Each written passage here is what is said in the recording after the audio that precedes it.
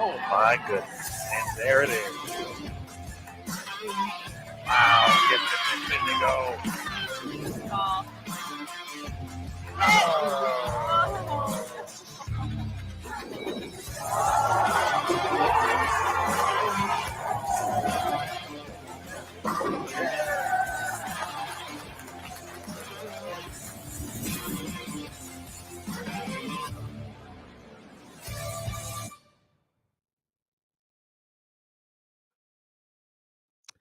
Hello again, everybody, and welcome back to Bowl TV for continued coverage of the 2021 PWBA Tour season.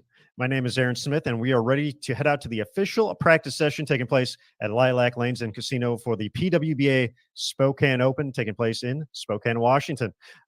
We had a little bit of time off after the Summer Classic Series, kind of a week to sit back, relax, and get ready for this next swing of events. And obviously the big news yesterday with the upcoming U.S. Women's Open, $100,000 going to the champions. It's going to be on CBS Sports Network as well. And the return of the Tour Championship to wrap up the 2021 season, $50,000 to the winner, and another trip to CBS Sports Network. So we got a lot of great things to talk about today as we get ready to see our 16th event out of our 20 events here in 2021. The competitors are just getting their practice session underway. So we'll be here for 90 minutes on the podcast, talking about the pattern, talking about the players, talking about the big news yesterday and more. But before we head out to the lanes, let's head to Lilac Lanes and joined on site here by Curtis Von Kruger. KVK, what's up? Aaron Smith, are you ready? Are you ready for the last half of this season that is just going to be utter excitement? Because I am ready. There's going to be a few let's goes thrown in over the next few tournaments. I just have a feeling. Oh, no doubt. No doubt. It's going to be amazing. Probably the just the absolute most crazy player of the year race we've had so far as well. Since the relaunch in 2015, it's been absolutely nuts. There's 4 players, within 5,200 points right now of Julia Bond, who is leading the way so far here in 2021. Verdi Crowley made a gigantic jump up the standings with 3 championship round appearances during the Summer Classic Series, and then Dasha Kovalova, Shannon O'Keefe, and Missy Parkins still all right in the mix right there to contend for this Player of the Year race. It's all said and done. The U.S. Women's Open, of course, extra points on that, but we'll worry about the points and all that a little bit later. Just the utter excitement being able to bring $100,000 to the champion of that event after 56 games. It's going to be well-deserved. The bright lights of CBS Sports Network. It really just a phenomenal day. I was very excited when I got the news to write that press release. So it's just crazy what that means to the sport moving forward, to the women's tour, and just, building a future for the sport. Yeah, absolutely. And I love that, we have some stability there through 2023, from what I understand. I spit my cereal onto my computer when I read that because I was just so happy. And I've had a couple of times to talk with some of the players already. And obviously, they are overwhelmed with joy about it. And a lot of them are already they're excited, but they're focused, Aaron Smith. They're focusing in and they're realizing, Player of the Year is great. Yeah, titles are great, but what's really great? $100,000. That is great. That's amazing. It's going to give the opportunity for these ladies to make a living out here, and really just do some amazing things. So I'm really excited for them. This is going to be a great warm-up for them. This is in a longer pattern, as we'll get into it a little bit later, but a great event to kind of say, hey, welcome back, but keep your eyes on the prize here. We've got some big things coming up, obviously, like you said, with the Tour Championship and well. But I'm looking at a couple players. We talked about Julia Bond. Julia Bond was not happy with the way her tournament ended last week, Aaron Smith. Was not happy with the way her tournament ended last week. Started out with as big a bang as you can get, and then just really had some troubles the entire rest of the way out. And I spoke with her after the event, and the frustration was palpable. But she is coming in. She is reset. She is focused. She is ready to go. So a player here, as you see, already early here on the practice lanes, ready to go and trying to put a frustrating end to her week last week behind her. Yeah, that was, you mentioned the hot start. She just missed the show at the first event of the Summer Classic Series, the Go Bowling Classic, finishing 5th, but then had a drop off at the IBC Classic, missing the cut there and almost missing the cut for the Bull TV Classic. She started that event off with 300, but then unfortunately slowed down after that. And, it was a matter of Verdi Crowley, defeating. Oh yeah, that one other thing that happened in August: Jillian Martin winning a PWBA Tour event. What a month for the PWBA! But and friends, I mean, all over the place. But if Verdi would have won that, she would have been currently leading the way for Player of the Year. But Julia's still up on top of the standings as we head into this event. And another big talking point that we're going to discuss over this week over the U.S. Women's Open, and you can see a few of the players here. The return of Team Singapore to the PWBA Tour. I had the opportunity to chat with Sherry Tan and Shayna Ung a couple of days ago for our preview story. You can find it on pwba.com. And this is the first time for the 6 players who are out here that they've been training back home when they've been able to. There's obviously, the pandemic is worldwide. So, they're dealing with things their own way in Singapore right now. But the big caveat for all their training is they have not been able to compete. These 6 players have not competed since December of 2019. So this is their first time back in the competitive environment. And as we've seen before, in limited availability over the course of the past couple of seasons, even though they're only here for a little bit, they find a way to do big things. So excited to see them back on the lanes. We have Jazriel Tan and Daphne Tan over on our pair to the right now, along with Missy Parkin and a few other folks. So very excited to see them back in the mix here for this week and the U.S. Women's Open as well. Yeah, it's one of those things. You see them, they're hugging all the players, and off the lanes, everybody's really excited to see them back. But on the lanes, you're just stacking 6 more incredibly talented players back into this field. And there's been a hole out here. It's been a kind of a void. You're bringing another really talented lefty. Sherry Tan won in 2019. Obviously with that absolutely riveting finish and everything like that during her win. And you see that talent and that level of player come back out here, and you're like, oh yeah, this feels right. And that's what it is. It feels right for them to be out here, really excited to see what they do. And I can only imagine that they are chomping at the bit to get there and start bowling for some score. And as you can see, the lane conditions, we're already starting off here. It's going to be, looks like it's going to be an outside shot this week for the most part. Curtis, let's go full screen and let's start talking about the oil pattern this week. So released just about a half hour before we started here. So the players got a quick opportunity to get ready and kind of prep a few balls and kind of get an idea of the picture before they start.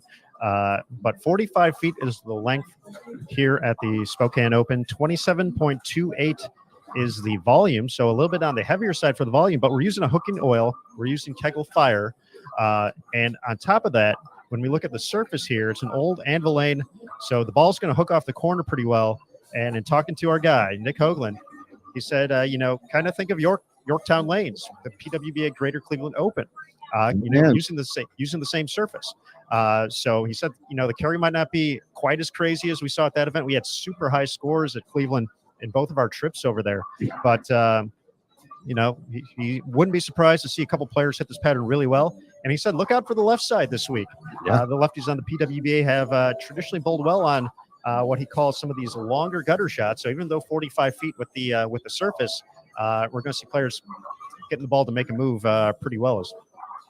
Yeah, no, absolutely. And we just brought up Sherry Tan. And I mean, she's, as S.J. Curlis just put in the chat, Sherry's one of the best lefties. And they say that she's the world's best lefty. I mean, where's the lie? She's got to be up there.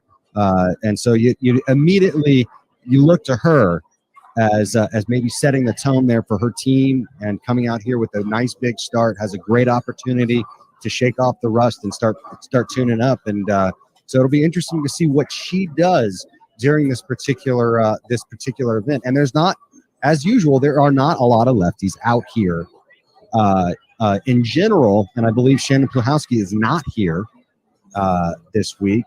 So it's going to be, she's going to have her own shot pretty much to herself out there.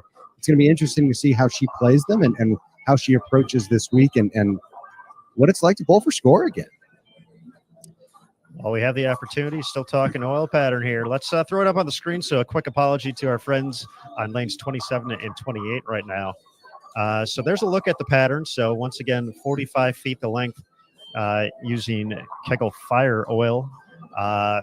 Looking at the ratios, we got 1.4 to 1 on the right side, 1.3 on the left side. So, looking ratio wise, that's flat. That's pretty low. But like we said, we'll see how the scoring pace plays out throughout the course of this week. But that is the opponent. Well, but like with this shot, there's a very defined zone. Like players they're going to know where they need to play on the lane immediately. And I don't really feel like I feel like it's going to be very obvious very quickly. You play the outside, you play it there. There's going to be a hook. So while the pattern is going to seem like it's because when I first heard the ratio, I was like, wait, 1.3, like that's a very low ratio. But it's not going to play like that. It's not going to play like a long flat pattern. There's going to be hook. There's going to be area, and people are going to open this shot up as the transition happens. You're going to create area by the way they break down these lanes. Curtis, excellent breakdown there. And as we can see, a couple players here in the early going are attacking the outside portion of the lane. You see Missy Parkin loosening up here. And while we're on the subject of Missy Parkin, gotta give a quick shout out. I'm not sure if you saw some news making its way around social media last night, but obviously one of the big things, this past year is Missy and her husband Drew went out and became proprietors over at Mira Mesa Lanes over in the San Diego area, and they had a new house record shot there last night. Really? By a gentleman named Ed Chip, who had never had an 800 before. So you know what Ed did for his first 800? What's Ed shoot for his first 800? Well, he started off with a spare, so a modest start. I believe it was a bad start. And then he proceeded to throw the next 34 before he missed on his final shot for 290, 300, 299 for an 889 series for his first 800. You can't top that. I'm sorry. Sorry, guy. You just bowled the highest series you'll ever bowl in your life for the most part. I mean, come on. But here's, on top of it being his first, which is super awesome, setting a house record, 34 in a row. Ed, 73 years old. How about that? Are you kidding me? Ed is 73 years old. And you know what? Bowling is what they call a lifelong sport, Aaron Smith. It is a lifelong sport. Ed must have been having the time of his life throwing that mini in. I mean, can we switch? Ed, teach me your ways, sir. Teach me your ways. Oh my, that's a happy. That makes my heart happy, Aaron. I can't tell you how much that makes my heart happy. I knew you'd enjoy that one, and congratulations to Ed on that. That was we have it shared on the Sport of Bowling USBC Facebook page, so be sure to folks to check that out. So it's good stuff. So who knows what'll come from that, but pretty awesome, awesome little story. So we might have to have Missy on a little bit to just talk about Ed. Yeah, I think of course some other things. I think the world wants to know more about Ed. Ed, let's do this, Ed. Come on. No, I can only imagine the electricity that was happening in that building, because as we all know, bowling is the best community in the world. And when you're at bowling and you're bowling in a center and you're bowling in a league, when one person succeeds, everybody is happy to see it. And so, especially on this kind of particular, situation, I can only imagine that everybody had to just be cheering their heads off for good old Ed. Hey, Aaron, we have a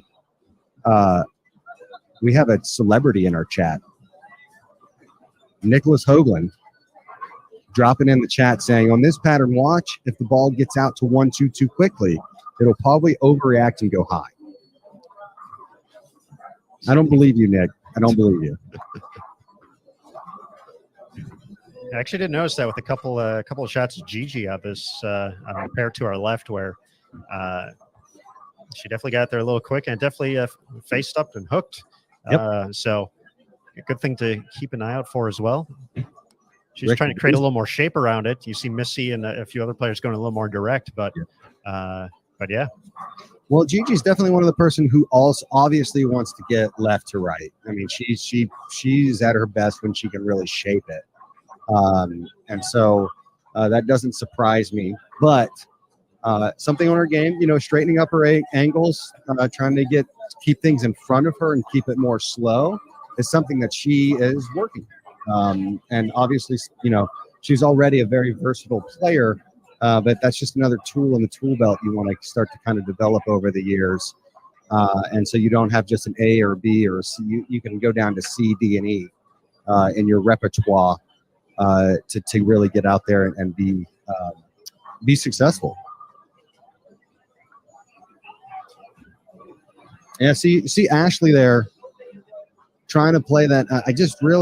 It's interesting to take that kind of strategy there. If you do get it into that middle part of the lane early, if you try to play there, like it's going to be really hard, right? It's going to play really, really, really difficult in the middle part of the lane early. Am I off base here, Nicholas? Send us your messages in chat. Well, I mean, when you look at kind of across the middle part of the lane, it looks pretty flat overall. Yeah. Not a lot of shape in the middle part. So I would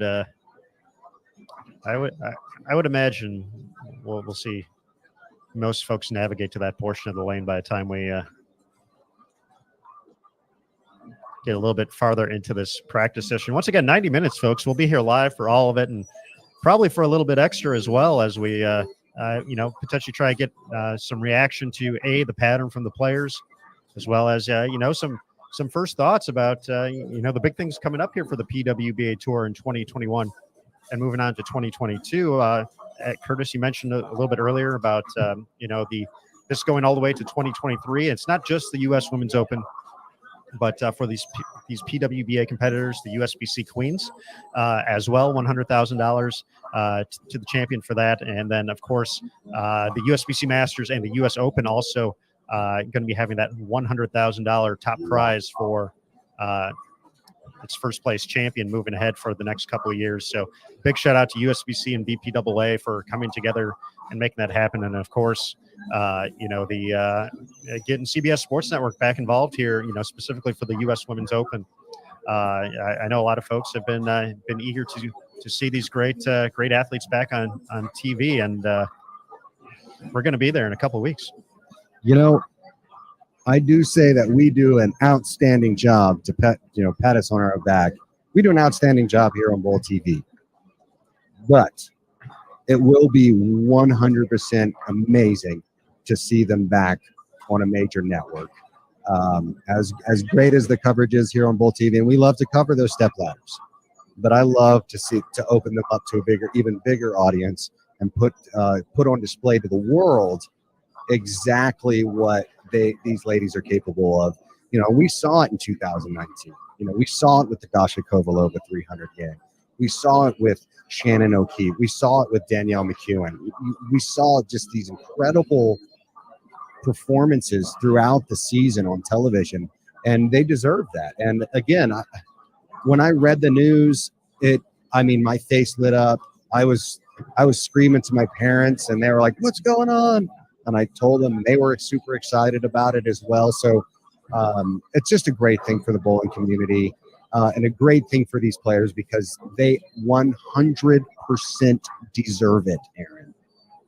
And so I'm excited to get there, get their reaction, see what they have to say about it. I'm very anxious.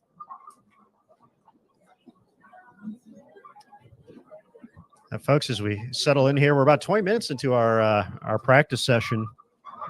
As we mentioned, Bowl TV, the place to be for coverage throughout the course of the week. Obviously, right now we're available on a few different platforms. You're watching us right now on a couple different Facebook pages, perhaps over on the Sport of Bowling, USBC, or PWBA.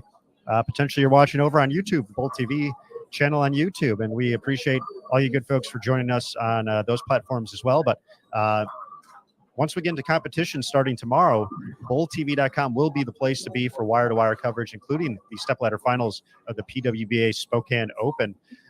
So, if you're looking ahead and you want to, kind of get ready for the U.S. Women's Open by watching this week's event and see, who's got the hot hand after a great performance here in the Pacific Northwest. You have a few different options to pick up a subscription. Of course, as always, we have our event tickets. So if you just want to watch the live coverage throughout all day Friday and all day Saturday, you can pick one up for $8.95. You can pick up a monthly recurring subscription. So, we're talking about the U.S. Women's Open. That's going to be August 24th through the 31st. That monthly would get you through that. It will also get you through essentially the Super Senior Classic and USBC Senior Masters as well. So some great top-tier senior events coming up on the USBC schedule from Las Vegas. Those taking place. Actually, the final day of the Senior Masters is September 19th. So we're at the 19th right now. So that sounds like a month to me. Of course, $9.95 for the monthly recurring subscription, which also gets you access to the entire site. So not only the live event coverage, but the archived events and the on-demand content as well. And then the best way to support the PWBA Tour, an annual recurring subscription, $79.95, gets you through the year. Obviously, that'll take you into the 2022 season and get you all the great stuff we still have on tap here for 2021 before it's all said and done. Transaction fees do apply for all those. If you want to head over to BowlTV.com and just kind of check things out for our main page here, you can do so. All you have to do is create a login for today. You can kind of interact with the Bowl TV community. So always a great group of folks in there chatting about bowling, having a good time. And every once in a while, we've been known to get off track just a little bit and have a fun conversation about just things in general happening in the world and in bowling and more so. So we have a good time in there. A lot of great folks representing the community as well. So we hope you check that out. And we got giveaways as well. So that's a big thing here on Bowl TV. We like to reward you for being part of the community. So giveaways as well, a BowlTV.com exclusive. So be sure to head on over today and pick up a subscription to watch throughout the course of the week. Yeah, no, you're missing out on half the fun if you're not subscribed. And that's, I'm not sitting here trying to, push the subscription, although I am. But I will say, the chat, the community, interacting with people online, just having fun with them really adds to the experience and the knowledge base that is available just in the chat. And you never know who's going to pop in, Aaron. You never know who's going to pop in to that Bowl TV chat. So, go check it out. It's a good time. But I'm looking at a couple of players this week that I really like.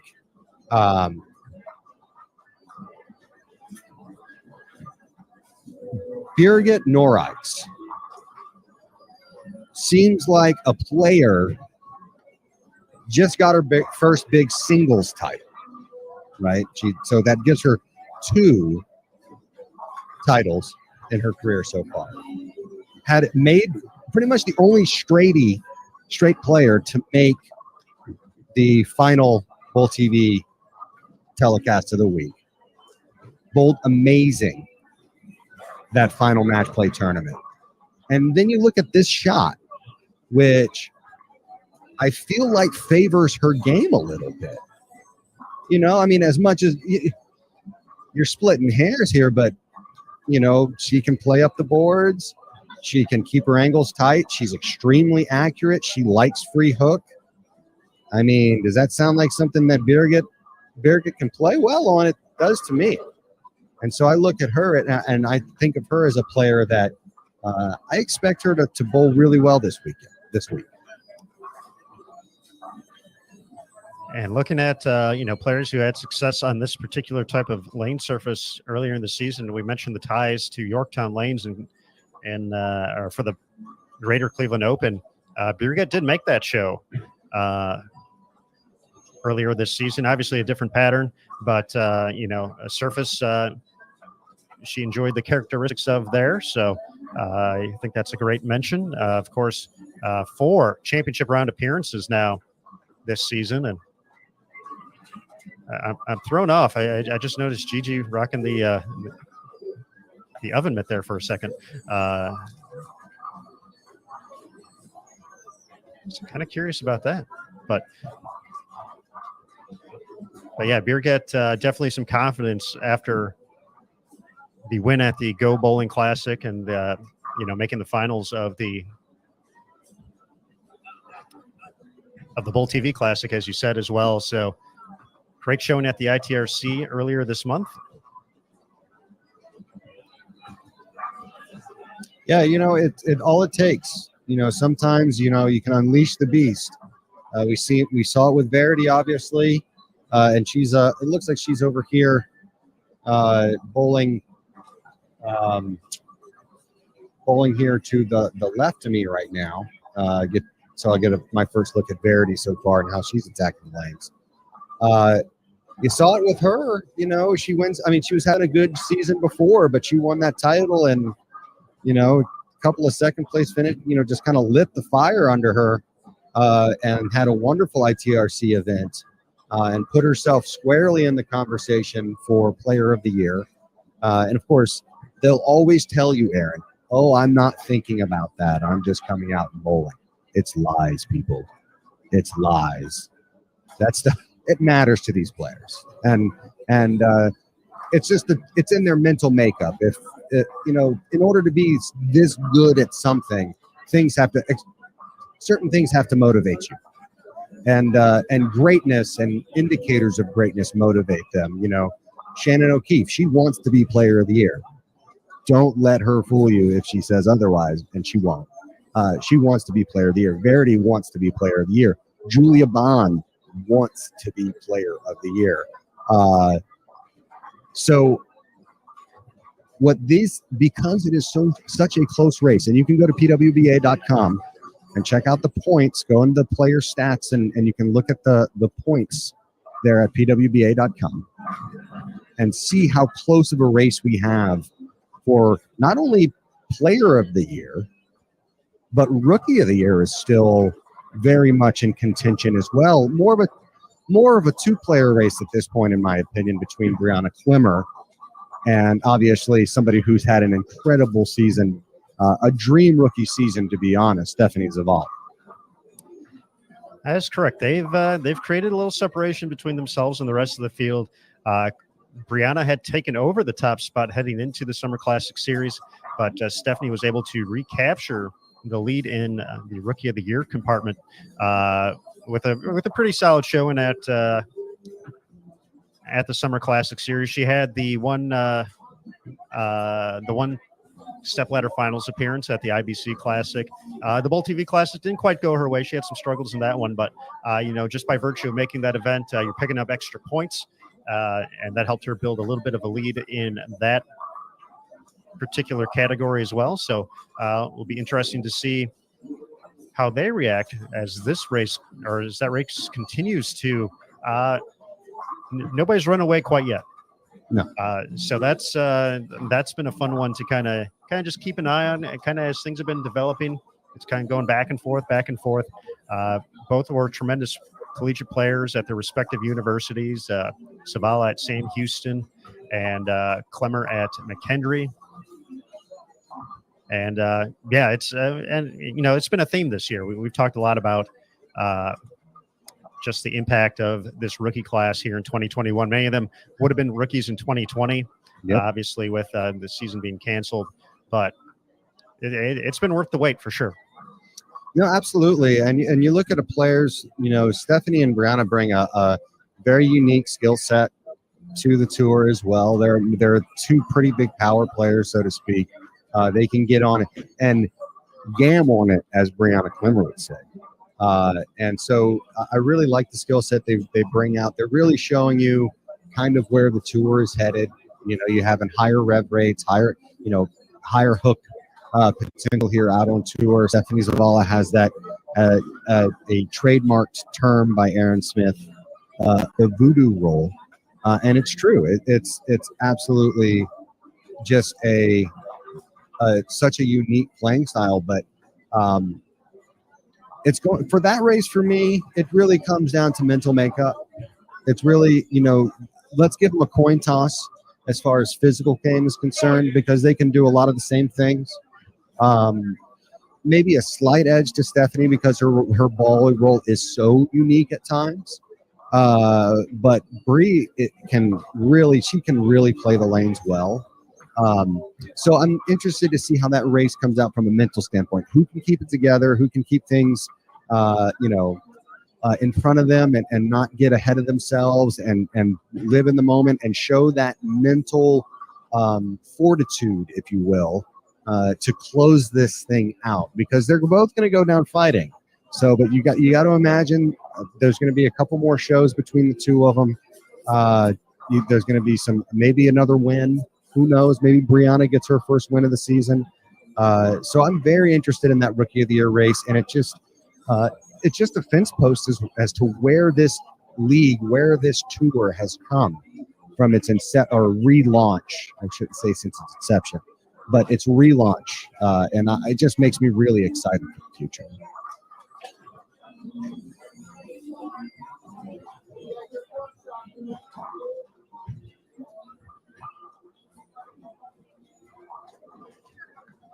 As we look at some of the history of the PWBA Tour, this will be the tour's first time visiting the Pacific Northwest, specifically Washington, since 1986.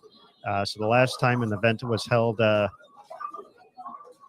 in Washington, Lilac Wagner taking home the win in Tacoma. So it's great to be returning to a great bowling area. Yeah. And there's been a lot of great, not only support in the field this week, so just the local support of players competing throughout the course of this week signed up. I want to say there's probably close to about 10 players from the state of Washington, some local, some all the way on the other side of the state, from closer to Seattle and Tacoma, probably about a 4 to 5 hour drive. So it's great to see that commitment from the state, but also I give a shout out to Greg Olson and a few of the folks who work, on the state side of it for the state of Washington and their associations and their proprietors and kind of everything they do. They've been very actively working with some folks trying to spread the word about the event. So I know some of the local players have already been on radio shows and had some news on them. So excited to hopefully see that continue throughout the rest of this weekend until we crown a champion here at the Spokane Open. So I want to give a big shout out to Greg, to my main man Reggie as well, who I know is on site because I said hi to him earlier today, even though I'm not on site.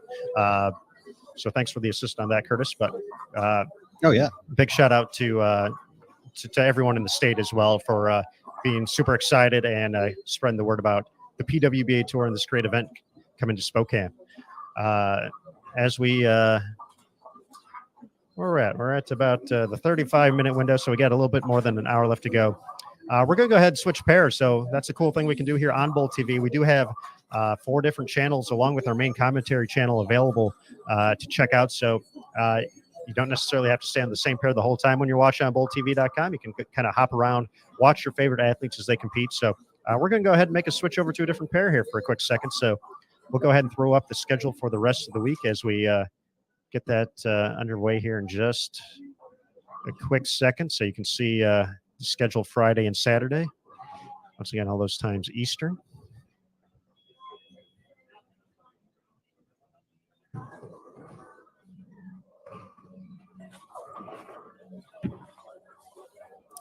And just like that, we have more bowling.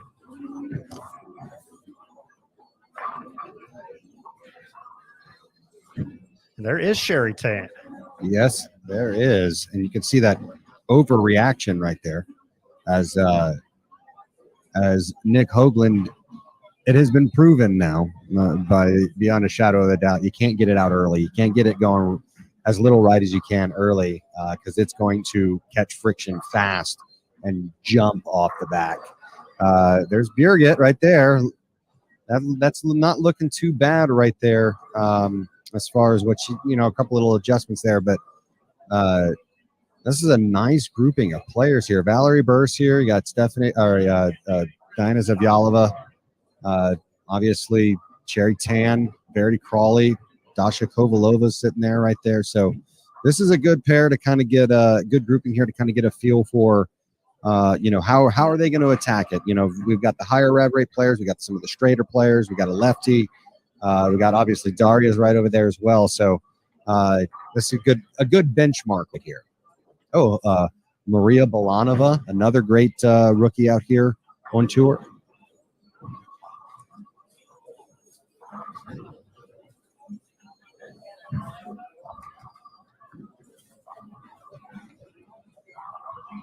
Man, if you can throw it hard, that's going to help you out a lot. Ball speed is going to be really, really important this week. Hey, Alex, thanks for dropping by. Rick, good to see you guys. Betty, Brad, thanks for coming out and checking out the podcast, checking out our show. We're saying hi to people in our Bowl TV chat. If you're not there in Bowl TV chat, you're missing out on all the fun. Well, not all of it, but some of it.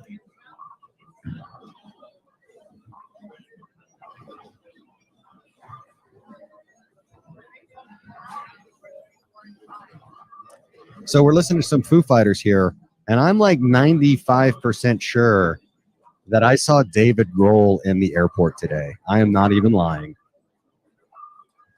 It's a high percentage. Like the only reason it is that low is because he was wearing a mask, so I couldn't get like full 100% confirmation. But they're playing a show in Alaska, and this would be one of those airports if you were flying up to Alaska that you would stop in at. So I am again. I met Dave. Basically, me and David Grohl are best friends now. So, I'm gonna go out on tour with them now, guys. I'm putting in my 2 weeks. It's a good run, though. It was a good run. It was a good run. Curtis is going to be lighting shows for Foo Fighters moving forward. You know what? Sound of that. I couldn't do it, man. As much as I love the Foo Fighters, I would say I love bowling more. And that's a lot. That's saying a lot. I'm a 90s kid. Odd question, Aaron Smith. If you could follow one band on tour for an entire year in their prime, what band would it be? In their prime. That's, in their prime. Any band. I would suppose prime. Not really much of a leap on this one, but would enjoy seeing the Rolling Stones make a tour. I think that would be fun for multiple reasons, but not the E Street Band for you there. For some reason, no, that was not my. That did not even come up as a thought in my head until I saw you laughing hysterically in our little behind the scenes thing here, to where all of a sudden I knew that was coming next. So shout out to JT, because he must be listening right now. Oh, he is. Jason says Nirvana. That's a solid choice. Ooh, man, it's a hard choice for me. My kid self would say Metallica. But I'm going to go with Pink Floyd. An excellent choice as well. So a quick second for me would be the Right Side of Plus, the up and coming Bowl TV band that is led by Jason Thomas. So once they go out on tour full time, I would like that opportunity. I feel it's like this, except more music and less bowling. So we just switch things around for a little bit. Yeah, let's do it. There's still bowling, but can I be a roadie? I guess I kind of already am a roadie, so that's fine. That's good for me. Oh man.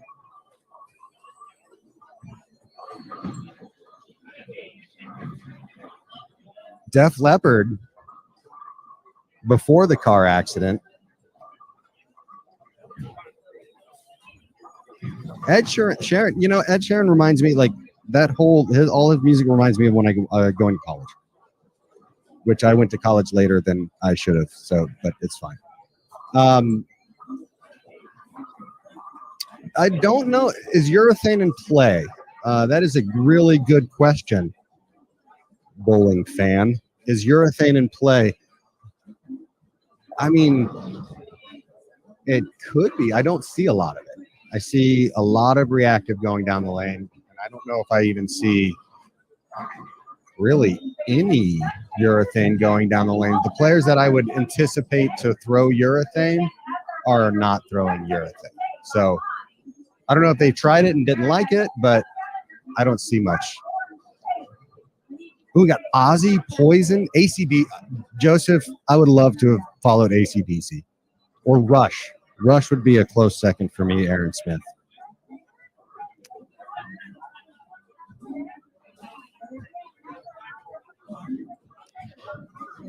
Not only a great band, also they have an album that's a great all-event score at the Open Championships.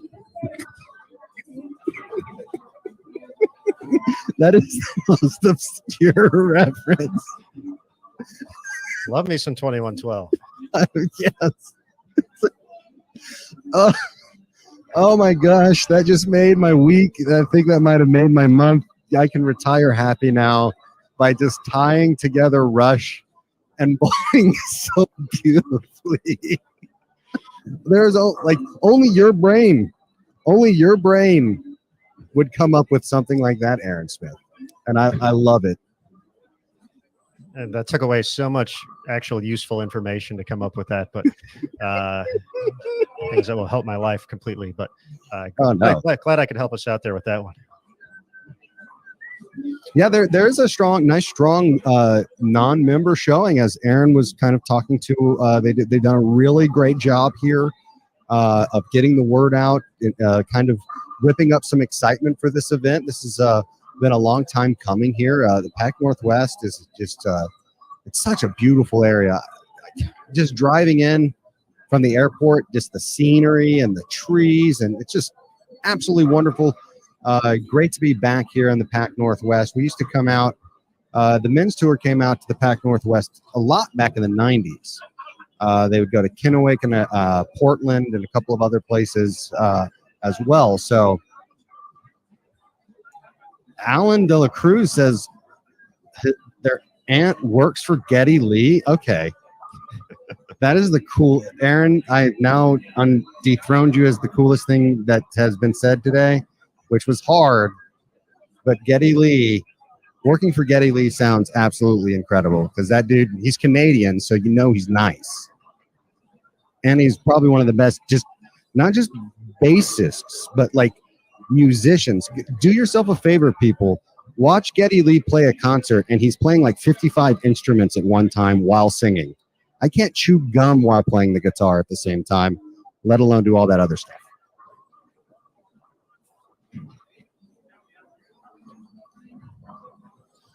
Here's Daria there. Oh, yeah. See? Daria just got it out. If you open your angles up too much here, Aaron, like Nick was saying, man, it is hopping off the back of the pattern real fast. It is not slowing down whatsoever.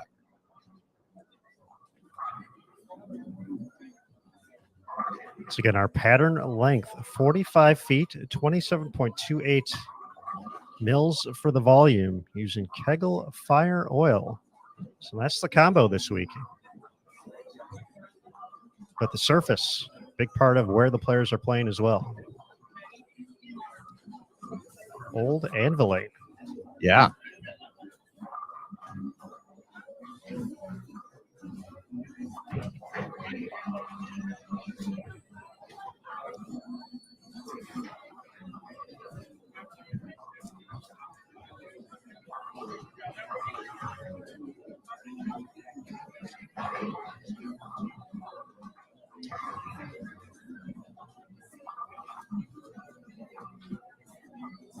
Man, good tunes playing in here. Good news, good vibes. This is what it's all about, Aaron. It's got a very chill vibe to it, yes. Yeah, well, you know. So, and the bowling doodles are here. Oh, let's go, Caitlyn Simpson. Come on, Caitlyn. I feel bad for Caitlyn, and this is why. It is absolutely adorably wonderful to see Caitlyn. She is a wonderful human being. But everybody like, hey, Caitlyn, oh, hey, puppy. And immediately, like, she doesn't exist because they go straight for the dogs. Straight for the dogs, straight for the doodles, get your loving in. And, you know, Kate, but, you know, I think she's just used to it now. But it's good to see Caitlyn back out on the tour for a little bit, bowling event. A fantastic player. Had some success in the Queens last year. There's the Queens. Just another one of those players just hasn't been able to get out here as much. And so it's good to see the Doodles out here, and of course Caitlyn out here as well, and participating. And just again, you know, just another reason to love this event, and really a great tune-up for the U.S. Open. Get a feel for where this field stands, and we're getting a nice influx of, oddly enough, Aaron Smith, seems like there's some more people wanting to enter the U.S. Open all of a sudden. It is kind of funny how that works. Maybe Roy Munson going to try to enter. How about that? Of course, the U.S. Women's Open is not a winner-take-all event, as we've seen on Kingpin. No. So a big jump to the prize fund overall, $275,000. The new number with the addition of everything going on here, and when you kind of and you mentioned earlier, you know, kind of about, you know, a life-changing amount of money to capture this title in just a couple of weeks here. But, you know, even looking just at the prize fund for those first few top spots, 50,000 for second, 25 for third, 15 for fourth, 12,000 for fifth. So you make a show. You're getting 5 figures for making the show, and then you can parlay that into a nice little 6-figure payday. Yeah, you know, you pay those taxes happily. You know, you whistle all the way to the bank, and while you shell out your money to Uncle Sam for that 100 G's. It's incredible. You know, the $100,000 is an incredible amount of money, and with those types of prize funds, you look at some records that have been long-standing, some earnings records out here on the PWBA tour. All of a sudden, they start to become a lot more in play. With those, I mean, if you win, say you win the U.S. Open and then you win the Players Championship, Aaron Smith, that's last I checked, that's what going to be $150,000 now for those 2 titles. That is correct. So that's going to be fun. That's we got the 3rd major of the year. Tour champ is back. So for the folks, I obviously the U.S. Women's Open is the thing right in front of us here. That's the thing coming up next on the schedule. But a big note from the press release that went out yesterday as well. The Tour Championship is going to be back. It's going to look a little bit different. It's, you know, previously in other years, it was the top 16 players. The winners throughout the course of the year would earn an automatic spot. And then it would go to, you know, players from the point list until we got to our top 16 to head to Richmond Raceway. It was part of Race Week going on at the Old Dominion building, which was a phenomenal event, and they're phenomenal partners. And, you know, with the Fall Classic Series at the National Bowling Stadium in Reno, really a great opportunity to wrap up the 2021 season. And, you know, kind of what we saw at the Summer Classic Series with just the magnitude of the Bowl TV Classic. Obviously, Jillian Martin winning was phenomenal. But, you know, that is a tough event to qualify for in the first place, competing against the best bowlers in the world. And so, you know, the format's going to be a little bit different, but the challenge and the competition is going to be top notch. And to have that opportunity to finish up the season, you know, on CBS Sports Network again, get to, you know, kind of relive a 20 event season and have it kind of wrap up that way with an awesome payday on top. That event's going to have a $200,000 estimated prize fund, with $50,000 going to the champions. So I think that's a great point that you mentioned, Curtis. You know, thinking about, you know, I believe it's 165,000 and change is the all-time record from Wendy McPherson. 97, 98, somewhere in there. I want to say. I think it was 97. I think 98 was Giannotti. Yeah. Carol Giannotti worked her way in there for Player of the Year to break up Wendy winning it 5 times in a row.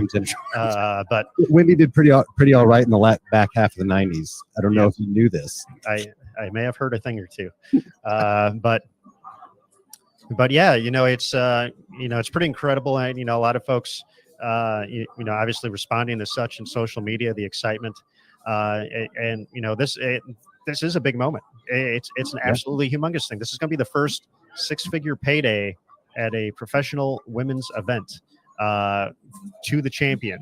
There have been instances of players winning, $100,000 for, other events. Tish Johnson won the Super Hoinky, back in the mid-90s. Wendy McPherson, when she was overseas in Japan, rolling a 300 on TV for $100,000. But, this is for the first time on the professional women's bowling tour, and the different versions of it over the course of the year. Obviously, there were quite a few acronyms over time. Now, everything kind of encompassed as the PWBA. So, it's going to be a monumental moment in just a couple of weeks on CBS Sports Network. No, it's absolutely. And I commend the USBC and BPAA and the PWBA for taking a step and making an example of what's right. Because this is what's right. This is the right thing to do. These ladies deserve to play for this money. It is equitable. It is fair.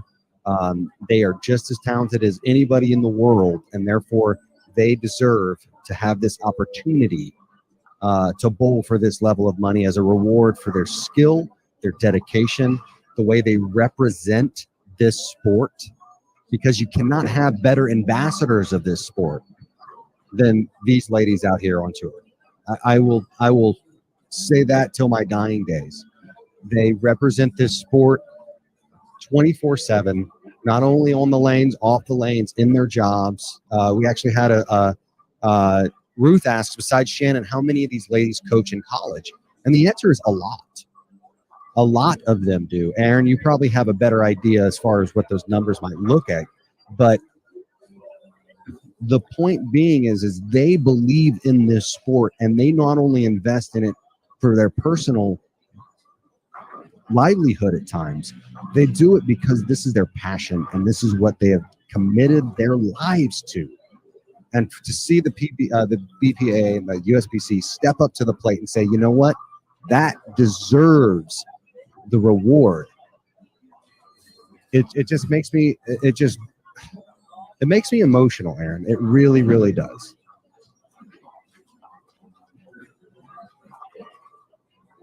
Absolutely. Well said, Curtis.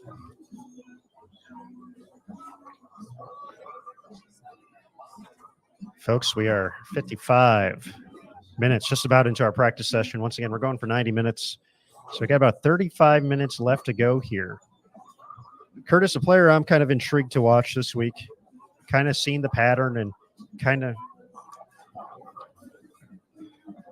knowing what she can do when you kind of have something where, a player can kind of, and it looks like, you mentioned, obviously speed control is going to be a big thing. And, this, folks are going to have to get pretty steep in the front part of the lane, it feels, after a while. These aren't terribly long blocks like we just saw, but, kind of controlling that break point down lane. And we've seen her have success doing that in the past is Diana Z. And, she had that heartbreak essentially at the end of the Bowl TV Classic to just miss the show. Absolutely. So I'm excited to see her bounce back. That was,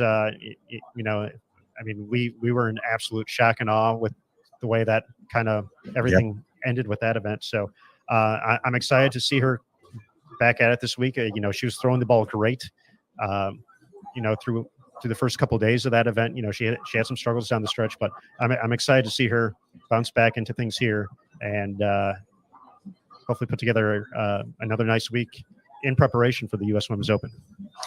No, she's definitely one of those players that I think more than anybody needs a good week going into this U.S. Open, because you cannot have the lasting impression of yourself in crunch time be what happened to her during that last block of match play. And let's be honest, right? And I like to be straightforward with people that, Diana is her biggest enemy at times. And we have seen issues at times with her being able to close things out. And I don't know. And it could be that she's just kind of getting in her own head at times. And you can see that with athletes. People were saying about Verdi for a little while. Hey, is she getting into her own head? And she even said it, there was so much pressure put on the fact that she should win. She just at times felt like she may not ever win because of that. So you gotta, and it's easy for us to sit here and say all these cliche things. Oh, you gotta put the reset button. You gotta, have a short memory span and all this other stuff. Putting that into practice is hard.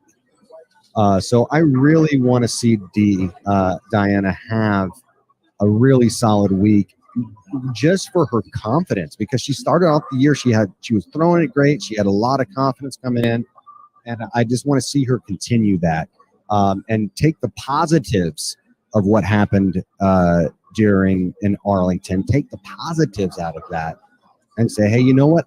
Yeah, I did some things bad, but I did a lot of things really, really good. And so let's build on that. Let's move forward and just, keep our eye on the prize, because there's still so much, as we've said, there's still so much to bowl for this last few events of the year.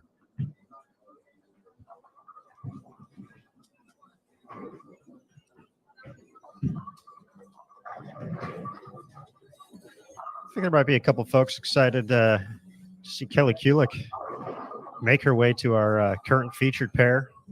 Kelly was kind enough to join us for two of the shows during the Summer Classic Series on the Bowl TV side of it, calling it. But as she has mentioned a couple of times, obviously we know she'd rather be out on the lanes competing. But in talking to Kelly, she had mentioned as she was getting ready to head out of Arlington that she didn't feel like everything was quite clicking the way it should during the Summer Classic Series. So she noted that it was going to be time to take a week or two and really focus on this next stretch and get some reps in. So she had mentioned she was going to be pretty aggressive, trying to get ready, trying to get that feel back that she put on display a little bit earlier this season on her way to victory at the Albany Open. And Kelly, I think when you look at looking ahead at this week, and you look at this, the stakes of, being in that big moment, looking at some of the past history at the U.S. Women's Open, Kelly has had such a phenomenal track record at that event. Obviously, she's won it a couple times, but really excited to see her heading into that event as well. Kind of knowing she's hopefully she's the work she's done in the past week, 10 days or so have gotten her back into the mix, but just knowing her success at that event and the runs she has put on at the USWO and the stakes being higher than ever, I'm very excited to see what Kelly's going to have leading into that event here this week in Spokane. When you talk about bowlers rising to an occasion, there may not be a bowler in this field that has risen to a higher occasion than Kelly Kulick. And so the moment is never too big for Kelly Kulick. She has been involved in moments that transcend bowling, that speak to greater issues like equality in sports and competitiveness in sports. Obviously talking about her winning the Tournament of Champions on the men's tour. That event is something that is not just a story in bowling. It is a story in the national psyche. It is a historical event, in my opinion. So you have to say, is there any other player that is more tuned to rising to that occasion than Kelly Kulick? I don't think so. I think she is a special makeup of a player. She is a generational talent in the sense that she has done things nobody else has ever done. So let's not put it past her to win a prize fund that nobody else has ever won. So I absolutely love, she's put a lot of work on off the lanes. She's a workout fiend. She loves being in the gym. She loves getting strong, staying strong. She's put a lot of work into her legs this season, really trying to keep her ball speed up, trying to keep her physique in peak shape. And I think that 10-day break there, maybe she can get back in the gym, do some things, maybe step away from bowling a little bit. I think it's going to benefit her, and I think you're going to see a really good showing from Kelly Kulick this week.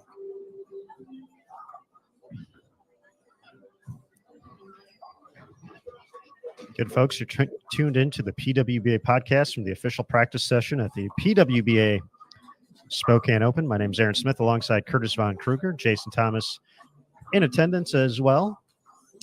We are just past the hour mark here, so a little less than 30 minutes before this practice session is wrapped up. Once again, we'll be hanging out here until the conclusion, and probably a little bit afterward as well, just to get some initial thought about the pattern. And of course, the big news this week. Of course, when you kind of look at the schedule upcoming for the rest of the week here, this is we've been on the West Coast this year, but it's been a while since we've been on the West Coast. So some of the usual times you might have in your head from watching the PWBA Tour all season, make sure you adjust those. Keep that in mind throughout the course of the week. But we'll talk a little bit about the times and the format here. Tomorrow we'll kick things off. Local time, it'll be 10 a.m., but that's going to be 1 p.m. Eastern. So for the folks out on the East Coast, we're going to be starting a little bit later than, what we've been doing most of the year. So keep that in mind when you're looking for Bowl TV and the PWBA starting up tomorrow, 1 p.m. Eastern, the opening round of qualifying 6 games. After that, we'll take a quick little break to re-oil, get set, get lunch, all the good stuff before we come back for that second round. Another 6 games at 8 p.m. Eastern time to determine our top 32 moving on to the Cashers round. On Saturday, we'll be back on the lanes at 1 p.m. Eastern once again for another 6-game block. And after that, 18-game totals will determine the top 12 for one more 6-game block. That's going to be at 5:30 p.m. Eastern time. And after that, we'll have 24 games in the books, and that will determine our top 4 for the stepladder finals, which will be at 9 p.m. Eastern. So a little bit later time, but the same great channel right here on bowltv.com, crowning champions here on the PWBA Tour. Shelling out Benjamins as well. I mean, it's bowling for dollars. Wasn't that a band back in Bowling for Soup? That's what it is. But I'm making a new band called Bowling for Dollars because that's what these ladies are going to be doing. I still can't get over it. What are you guys' thoughts? We've seen a lot of happy fans in the chat saying that it's great that these ladies are bowling for the amount of money that they are. Who do you guys have? What's your predictions? We'd like to see who you think is going to be ready for this week and next. Who are you predicting to have a successful week at the U.S. Open? It's so easy to peek ahead, Aaron. But there's a tournament. We are guilty of that. Yes. There's a tournament this week that I cannot overlook that still has so much at stake. So who do you guys think is going to win this week? And then maybe we'll jump into the U.S. Open a little bit later too. Who do you guys got? Show it out in your chat, and we'll discuss. We'll discuss if we agree or disagree.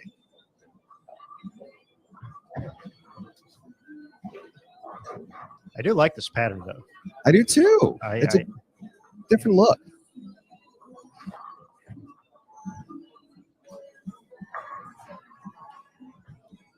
It doesn't. I mean, I'm sure you can, but it seems like you really can't throw it into the gutter. Oh no, you can. You can, but I've seen many channels already. but for the most part, you're going to find some friction out there. But controlling that seems tricky. So it's speed control. But then if you get further away from it, all of a sudden you're just hitting flat pattern. Yeah, no, and it's great. Loft will probably be a little bit in play. I don't know. Like the heads are going to get so tricky, Aaron. The front part of the lane is going to get so tricky as this block goes on. It's going to be a lot of fun. It's going to be a lot of fun to watch. Now, the one thing that is going to help is that it's a 6-game block. It's not, you're not bowling 9 games on this. 9 games on this would be interesting. But I think 6 games is going to give them a heavy transition. Don't get me wrong. But it's not, they're still going to be a very well-defined zonal play. They're going to break it down to where they're going to create. They're going to shape the pattern to where it's not going to play so flat as they have to move in. But you're still going to have to make really good shots. And so it's going to be fun. It's going to be a lot of fun to watch. I'm interested. Let's watch and see how Daria is approaching this, because she's a person who has a lot of speed, as Courtney Ermish just sends one in there. See, she's going to use her speed to her advantage and create area with speed, which if you can do it, God bless you. Get it done. And I agree. It is very hard to count out Verdi right now, SG Curlis. How can you count out Verdi?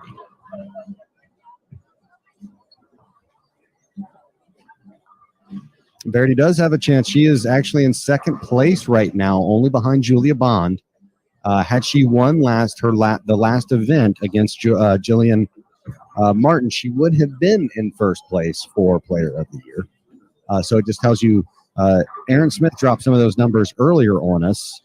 There are 4 players that are well within the range of 1st place right now, behind Julia Bond. That'd be Verdi Crowley, Dasha Kovalova, Shannon O'Keefe, and Missy Parkin, respectively.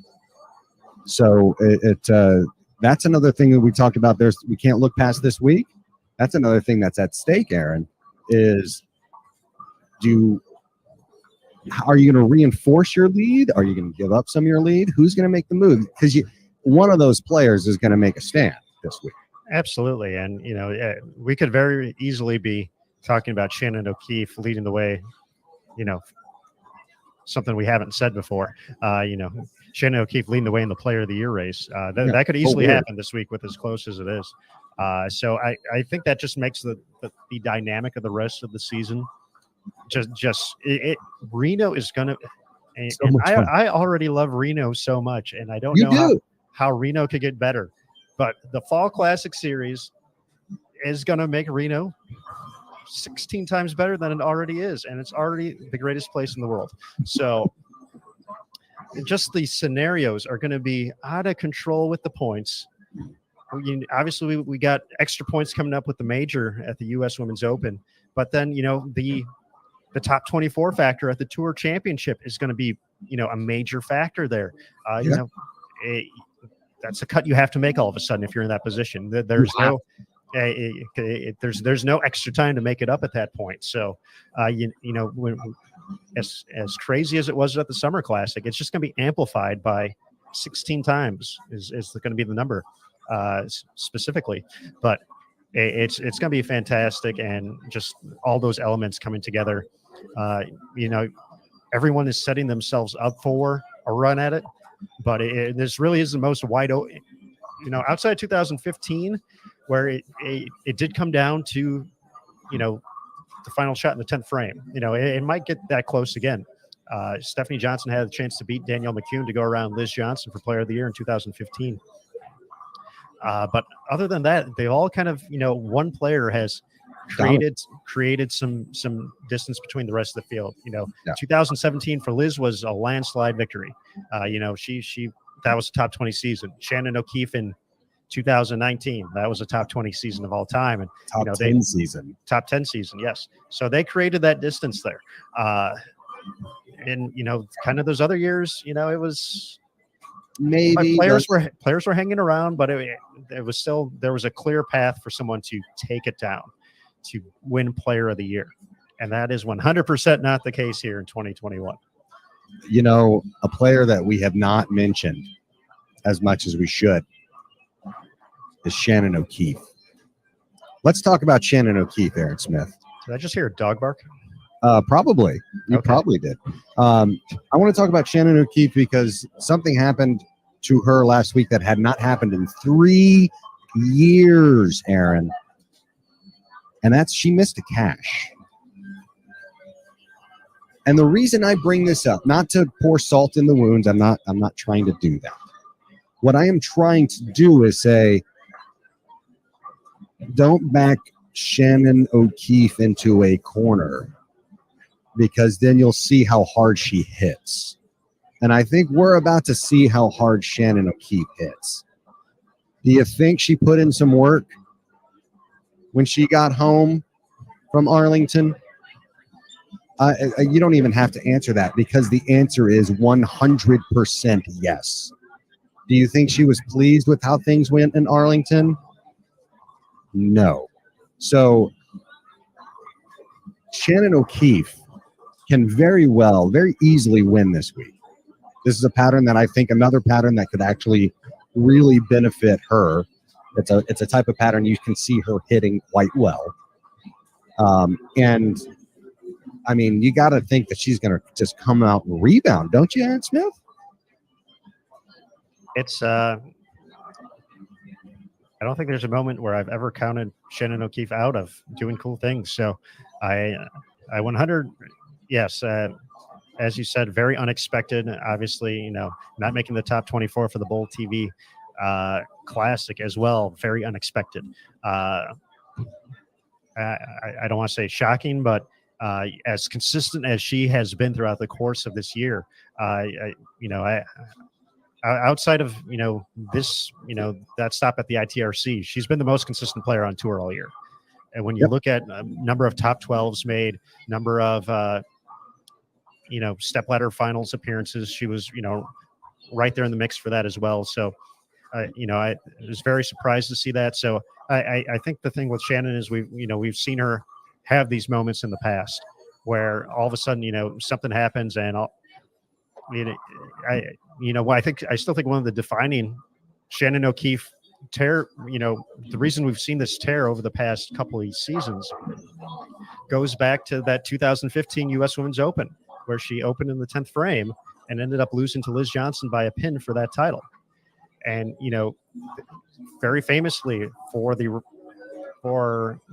next year, her cell phone screensaver was the picture of her sitting on the bench after that with her head in her hands, after, essentially needing a mark to win the U.S. Women's Open and not delivering. And she finds fuel, she finds fire from these type of moments. And, maybe that's, things have been on, on kind of a cruise control. Everything, obviously the work, the time, the effort is always there, but, maybe every once in a while you just need something like that to kind of give you that little kick once again, just to go back and say to yourself, oh yeah, I'm still the best player in the world. So let's make that happen again. Yeah, it's one of those, you hear the cliche thing that greatness is never given, it's always earned, and payment is due every day, right? And even with a great player like that, when you have so much success over such a long period of time, it has to feel like, I have never experienced that level of success, Aaron Smith. Me neither. Yeah, there's like 3 people on the planet who can. But it has to be, and I'm speculating here, but it has to feel like that roller coaster is never going to end. You feel like why can't I continue to bowl at this level all the time? And when you have those moments that put things back into, you get a little slice of humble pie. And not to say that Shannon is not humble, because that is an extraordinarily wonderful individual, but it's still, the sport it never ceases to amaze me how much it can humble you. And I feel like Shannon O'Keefe is in a great position to handle that adversity and turn it into, like you said, she turns it into that fuel. When she doesn't have a good showing on a show, or when she doesn't feel like she threw a shot great, she will literally, she'll give herself 12 hours, and then she's watching that show. She's watching that show, seeing what she did, seeing the shots she made, seeing why she failed, and doing what she needs to do to try to correct it, and controlling the things she can control. And she reads literature and all of these other things to support that. So Shannon O'Keefe, she's one of my picks here. So I'm actually gonna throw my weight behind Shannon O'Keefe, Aaron, and she's one of my picks to make the show this week. So that's my nobody puts Shannon in a corner moment right there. I like it. I like it, Curtis. You know what else I like? What's that? Giving stuff away on Bowl TV. Oh wait, I gotta go. I gotta go somewhere and use a computer. Use that computer. The computer device. All right, folks. So if you're watching on Facebook, on YouTube, this is kind of the last call. If you want to have a chance to take home a Bowl TV t-shirt today. So we will be giving one of those out in just a little bit here. So head on over, create a login if you have not done so already, to check out the last couple minutes of the practice session here as we look ahead to the competition starting up tomorrow, 1 p.m. Eastern time, the startup for round number 1 of qualifying here from the Spokane Open. So we'll get that going in just a couple minutes. Give everybody a chance to head on over to BowlTV.com. Very easy, the giveaways, how they work. You literally just have to click a button that says submit entry when the time is right, and you're entered for a chance to win. So hopefully we see quite a few extra folks in there. And you join us throughout the course of the week here on BowlTV.com.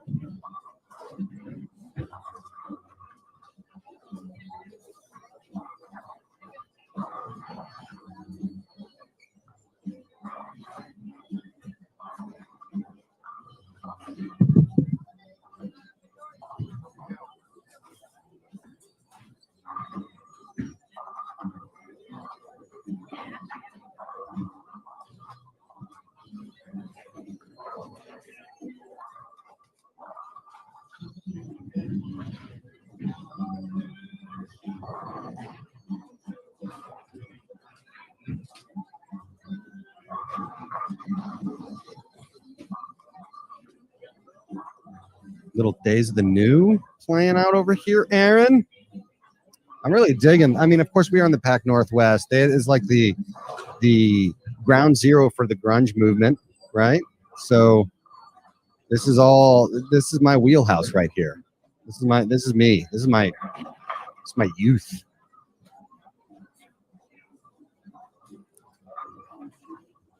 Lilac Lanes Casino, kicking out the jams. I have a Hall of Famer that just walked by me. JJ. Oh, JJ's there? JJ's here. Be jealous. I am. Actually, you know what? I'm going to get him to talk about things for just a second. Fantastic. I'm going to go grab. I think I can convince him.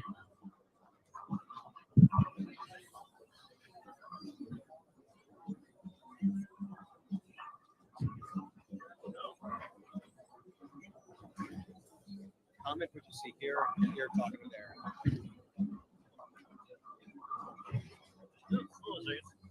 Tangled up here. Hello. All right, folks. Looks like we got him. JJ, John Janowitz. How you doing, buddy? Hey, what's Aaron? What's happening, man? How you doing? I'm jealous now that I know you're there and I'm not. So that's that's the biggest thing I got going on with my own self right now. But JJ, it's great to see you, bud. I'm glad to see you out there on the PWBA tour once again. Tell us a little bit about What have you been up to since the last time we talked? Just been tech support when I've been home, and they've actually had me doing a few tournaments here and there. I was out at Junior Gold, worked the NCAA Women's Championships. I've actually been doing a few tournaments, as like life has started to open back up a little bit slowly. They've had me get out a little bit, so it's been good. It's been good. So, and like I said, now I'll be working this weekend the U.S. Open, so kind of looking forward to seeing some of the best in the world do their thing. Absolutely, good sir. And this 45-foot condition we have out there this week it's been fun to watch the practice session and seeing the different ways to kind of attack this. So from obviously we talked about you being a Hall of Famer before we brought you on, and the success you've had at the Open Championships and across the world as a member of Team USA as well. So from that expert eye, kind of what are you seeing out there as far as potentially the best way to attack this, and even kind of looking ahead as the blocks get a little bit later when you get into game 4, game 5, game 6. Where do you kind of see players attacking this pattern from?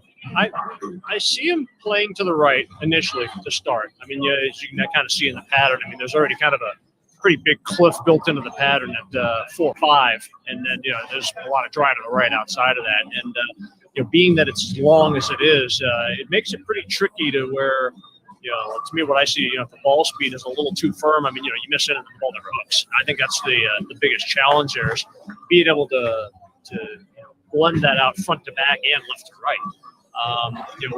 What I kind of see out of this is, I don't see scores as a whole being very high. I mean, I could definitely see some 250, 260 games being shot. And at the same time, I mean, I could probably see also a lot of 140s and 150s being shot as well, too. When the transition happens, and that's going to be a tricky thing too, crossing the center, where I could probably see, just kind of forecasting just from what I'm seeing right now, there's going to be a lot of girls throwing some surface in the morning. So, then when that ball hooks, a lot earlier, and then it's going to loses all of its energy, and then it's going to bail right in the back end. I think that's where, some of those transition games where it's going to get really tricky. That's a big thing I'm kind of seeing right now. So expect to see a lot of surface tomorrow morning. We'll put that on the list. I like it. Yeah. But I mean, like I said, I just think more than anything, there will be some good scores. I don't have any doubt about that. But like I said, I think the transition will be the challenging thing. And I think probably the one thing I'm just kind of seeing is I'm not sure I'd want to throw the ball too hard on this unless you're just going dead right up the lane and right in the pocket. It seemed like softer ball speeds, have a little bit better chance of getting traction in the oil when you miss a little bit to the inside. And I haven't seen too many shots being thrown in. I mean, the ball track's a little defined in the center, and I think it could come into play later. Once you start getting enough spare shots being thrown down the middle of the lane, and if the outside just gets completely gross, I mean, I can see where some of the girls will just bail out and they'll play closer toward the middle of the lane since at 45 feet, they'll at least have the length to be able to keep it online. JJ, I know you stay busy there at Kegel, and obviously you guys have the great training facility on site there as well. And a player who spends quite a bit of time there is Verdi Crowley, who's had just a phenomenal 2021 season on tour. Talk a little bit about, we see the post. We know how much time she spends there, but really, how much time does she spend there? Spends a lot of time there. She really does. I mean, she's really worked hard at her craft this year, to really learn a lot of the finer aspects of the game when it comes to, ball mode and understanding, cores and drillings and, RGs, differentials, track player, and lane play. And she's worked really, really hard in this, during the off season and during the pandemic. And, to really understand that, when to use, the right balls at the right time in the right zones of the lane. And, I don't have to say that, it's paying dividends for her. I mean, she's bowling probably about as good as anybody right now. I mean, she's seeing the lane as good as anybody that's bowling this tournament. So, I mean, that'd be fun to see what she does this week. So, continue the momentum that she had in Arlington, where she bowled just unbelievable for 3 tournaments. That she did, JJ. One more quick question before we let you go. Folks know you as a Hall of Fame bowler, as one of the premier lane men in the land as well. But folks may not know that you are also a Hall of Famer in the sweets department. So I got to know, where are the hot spots right now in Spokane to pick up a tasty treat? I'm going to be researching that a little bit more during the in between the reoils. But there was a donut place that was not too far away from here. I want to check out. But I went there yesterday, but they said their fryer was broken and so they were closed. So I'm going to try to go back there tomorrow.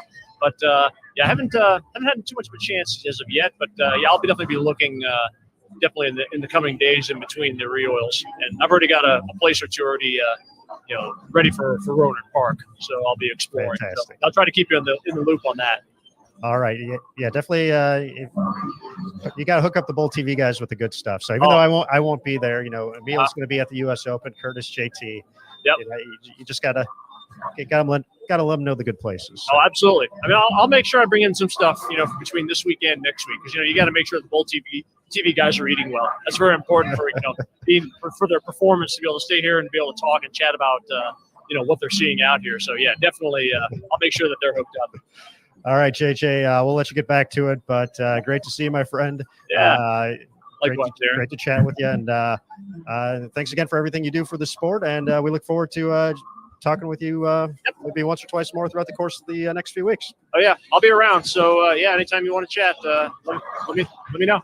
All right, perfect. John Janowitz, everybody. JJ, thanks again, bud. Thanks, appreciate it.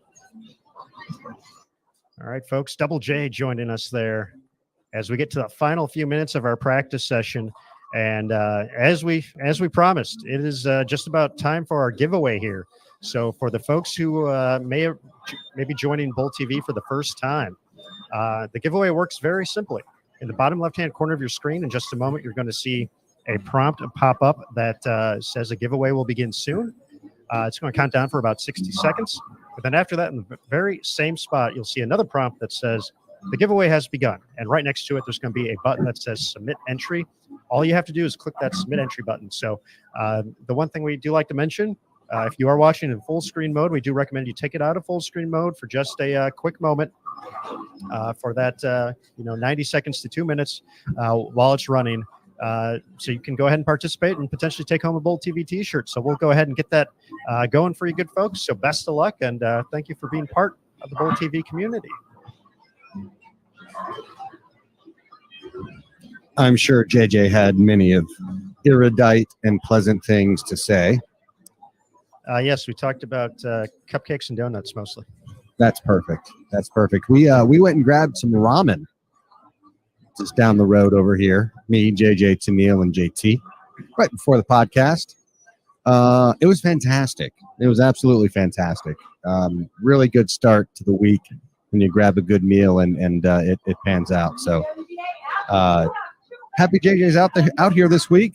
We had Wild Bill hopped in the chat earlier. I don't know if you saw that. Yep. Mm-hmm. We are spoiled.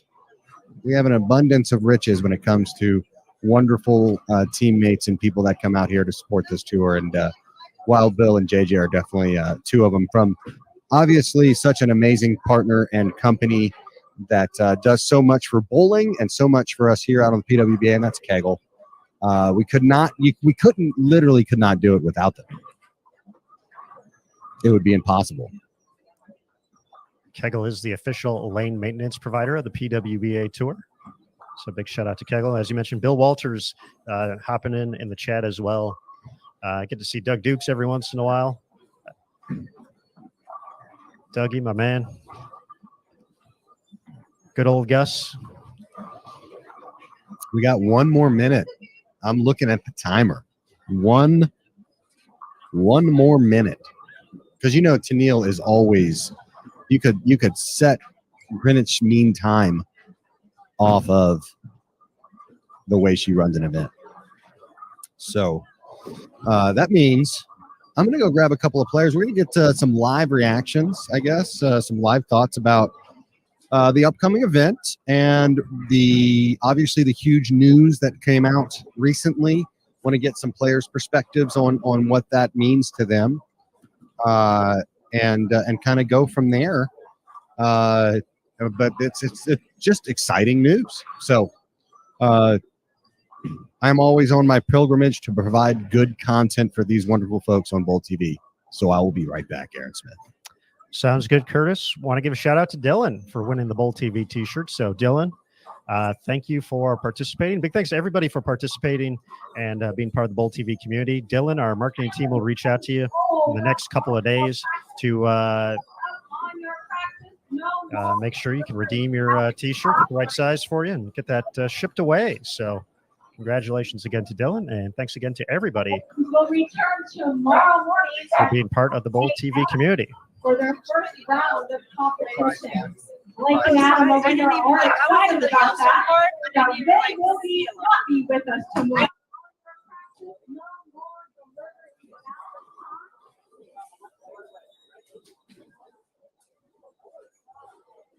The ladies will return tomorrow morning at 10 a.m. for their first round of competition. Blake and Adam over here are excited about that. You can hear Tennille wrapping up the announcements there, mentioning Blake and Adam barking in the background as well with their excitement. The Bowling Doodles in the house here. Roll call will be in the locker room at 9:30. Athletes' locker room is in the giant tent. So in a moment, we will have a guest joining us here to get some reaction on our condition here at the PWBA Spokane Open.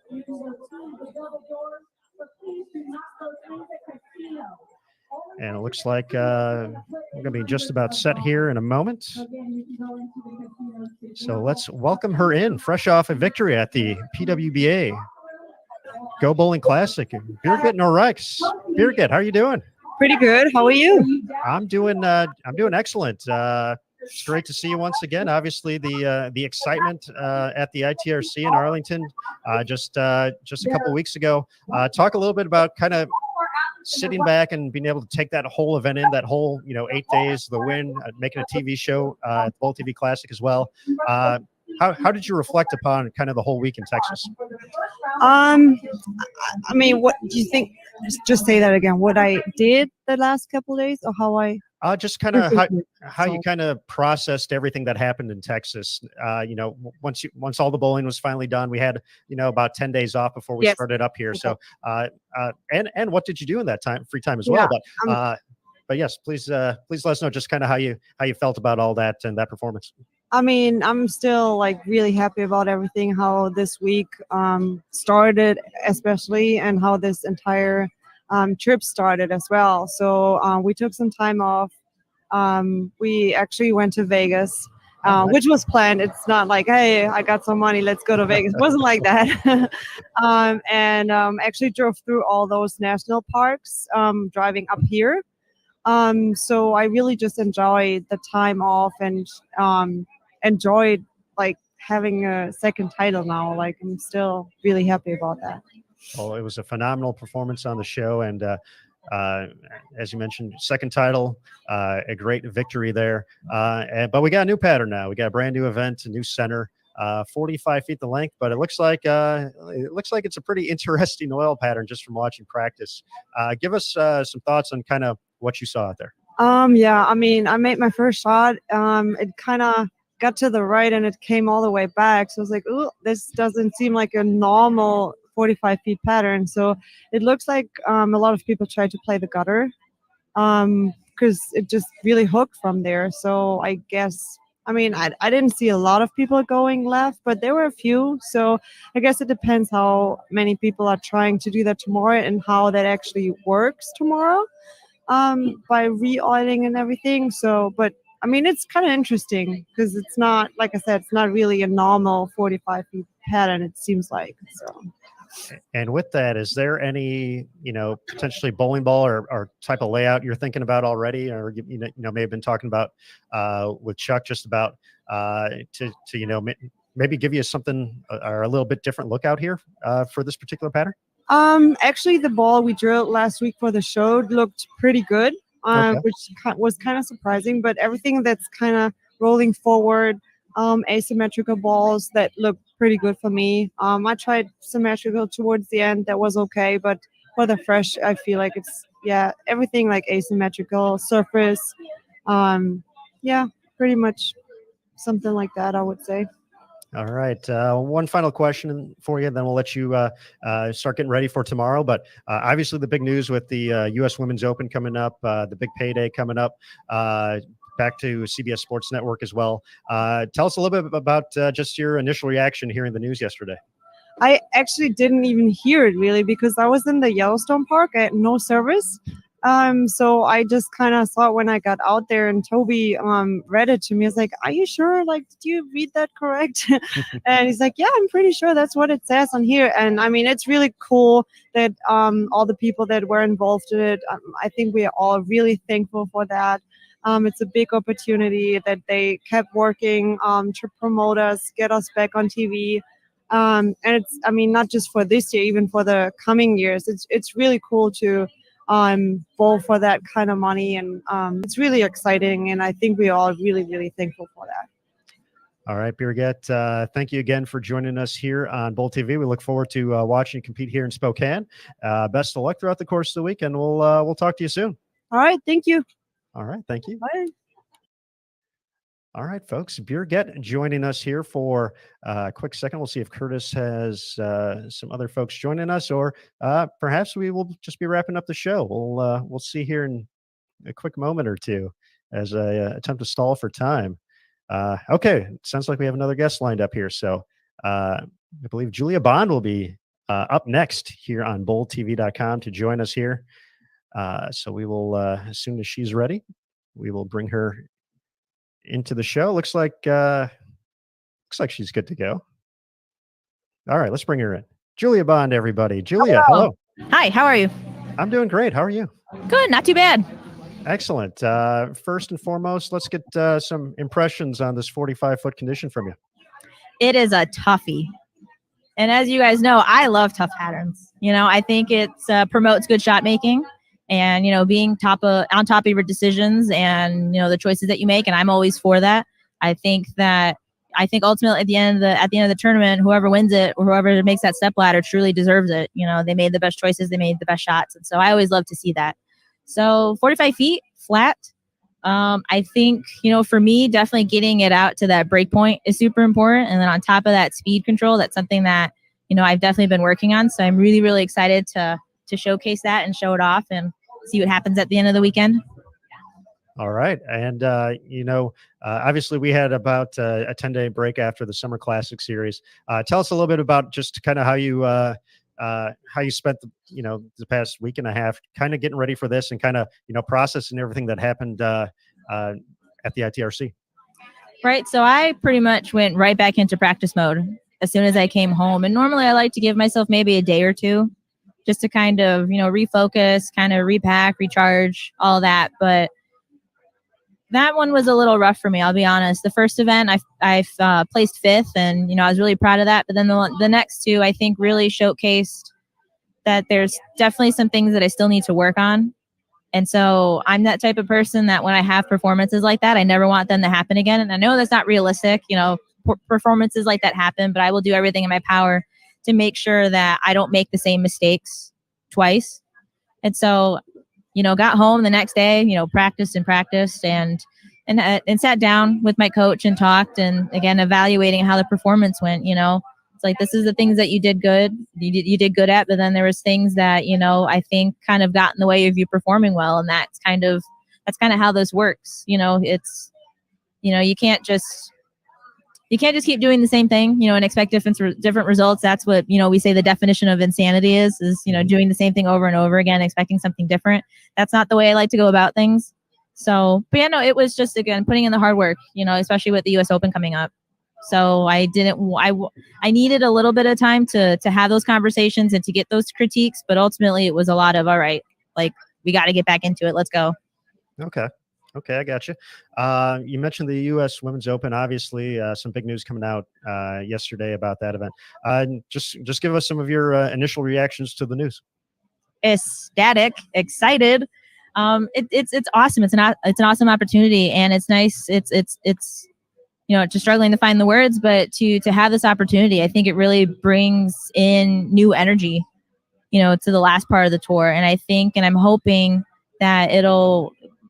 With this news, more people, you know, will sign up for the Open, and it'll be, you know, the big prestigious event that we all know and love. And I just think it's a great opportunity, and it's just so grateful to have people, those people looking out for us and providing these opportunities. And so I'm super excited and just, blessed and grateful that we get to perform and we get to showcase, the athletes that we are and put on a great performance. And again, it's nice. It's good. All right, Julia, we will let you rest up and get ready for tomorrow. We look forward to seeing you back on the lanes, but thanks again for taking a few minutes to join us here on Bowl TV, and we'll talk to you soon. All right. Awesome. Thank you. Appreciate it. Right. Thanks, Julia. Bye. All right, folks, there we have it. Julia Bond as well joining us here for a quick second on bowltv.com. We'll get the note from Curtis if we got more players lined up or if we're going to be signing off here. Once again, 1 p.m. Eastern time tomorrow will be the time when we start up again, qualifying round 1 for the Spokane Open.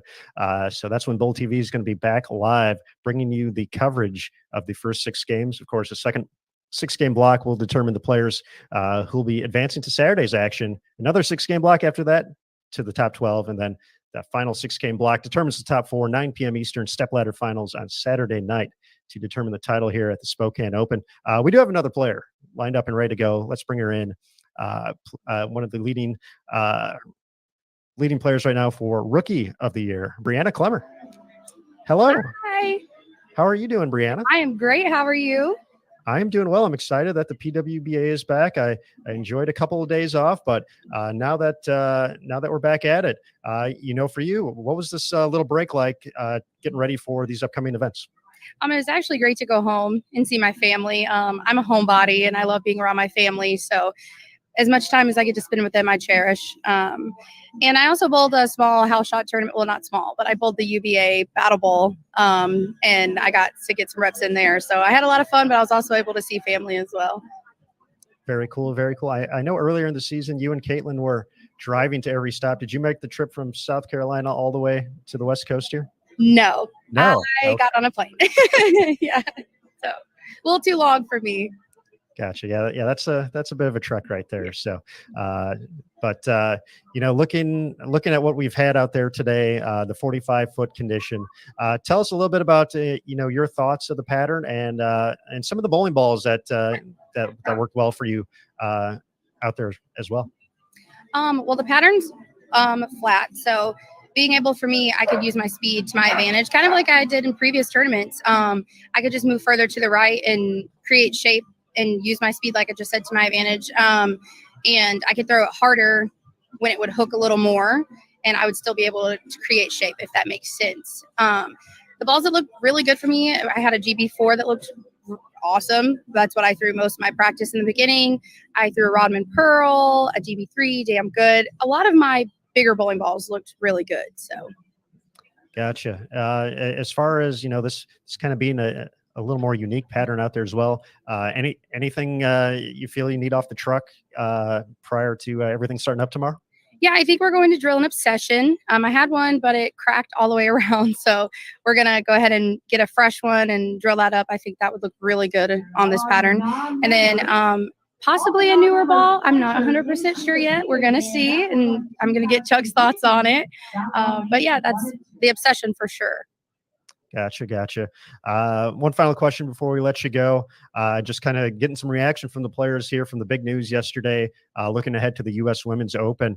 Just tell us, some of your initial thoughts, seeing that news roll across social media and on PWBA.com and everywhere. Yeah, well, funny story. Caitlyn has been telling me just to go win the U.S. Open for the past couple weeks, and we saw that. And I texted her. I was like, "I'm just gonna go win the U.S. Open now." And Nice.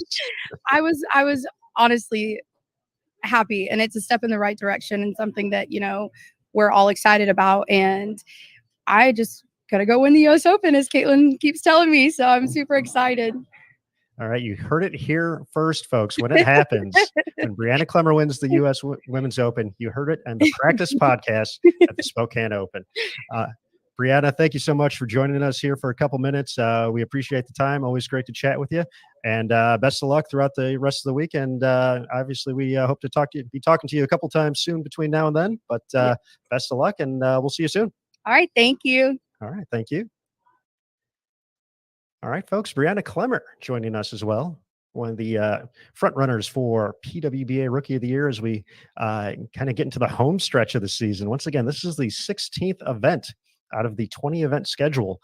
So we are getting down to it. It's getting crazy. It's been an amazing season so far. We're excited.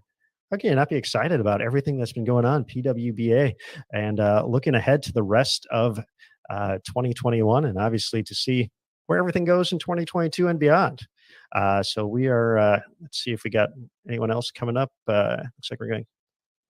All right. Looks like we have one more guest to go here before we wrap things up for the day. So the PWBA Practice Podcast has been super fun so far from the Spokane Open, a fun 40-foot condition.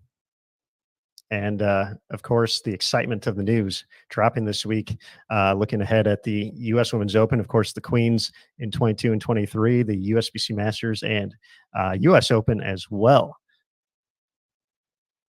All right, folks, we are just about ready here. Verdi Crowley is going to be joining us here, our final guest here to wrap up the podcast. So it looks like she's going to be ready to go in just a second here. So we'll bring Verdi into the show here. All right, looks like she is good to go. So there she is. Verdi, hello. Hello, how are you? I'm doing well. How are you doing? I'm good, thank you. Excellent. How'd it go out there? It was okay. Yeah, it was fun, obviously. No, it was okay. I mean, it's going to be tricky. It's one of the typical Hoagland trick patterns, and I feel like this is something we hadn't seen yet all year. So in my mind, it was almost bound to happen at some point. So why not do it before the US Open? Yeah, that's a pretty good warm-up, right? Exactly. When you mention a typical Hoagland pattern, which I'm sure Nick is watching and loving right now, he kind of makes you try, get out of your comfort zone, think outside the box. What is it about this particular pattern that does that, for you right now? Well, I think in simplistic terms, it's 45 feet, but everyone's going to play the gutter. In a general theme of things, when you think 45 feet, you think, okay, everyone's gonna have very straight parallel angles to the 3-pin, and that is, from what I saw, again, people might do that, but from what I saw, that's not going to happen, and everyone is going to stay very far right. The angles are still going to be straighter, but they're going to be on the gutter instead, which normally you wouldn't do on 45 feet. So I think that's where it becomes tricky and different, which is something we have seen in previous years. It's not something that we've never bowled on before either. Absolutely. And, we had a little bit of a break, and I know how excited you were to bowl more games than anybody else at the Summer Classic Series. So how did you kind of, take that week and a half to kind of, decompress, evaluate everything that happened at the ITRC in Arlington, and then start getting ready for these upcoming events? I definitely rested a lot. Obviously, I bowled a lot of games, and I just felt like I was more mentally exhausted than I was physically exhausted. My body felt in pretty good shape. So for me, it was more of a take a few days off from bowling. I didn't step in a bowling center for a couple of days, and then I did go and practice. And then I actually went sightseeing. So I flew into Seattle on Monday, and I spent 3 days with a couple of my friends sightseeing. And for me, that's kind of been something I've done this whole summer. And it's something that I've really enjoyed. It's been a way for me to appreciate being able to be in the US and just take the time to, have those experiences. I didn't want to, the way I've kind of looked at it, obviously, when I wasn't allowed in the US in the beginning of the year was, what if I get kicked out at some point and I can never come back? And I've not appreciated these places that I get to travel to with the PWBA Tour. So for me, it was, let's take advantage of it. I've never been to Seattle. Let's do some sightseeing. And I think it was also a very good way to force me to not really think about bowling. I've had a phenomenal season so far, and all I want to do is bowl. But it's really important that I listen to my body, and I'm not always the best at doing that. So it almost forced me not to practice for a couple of days, which I think was a good thing.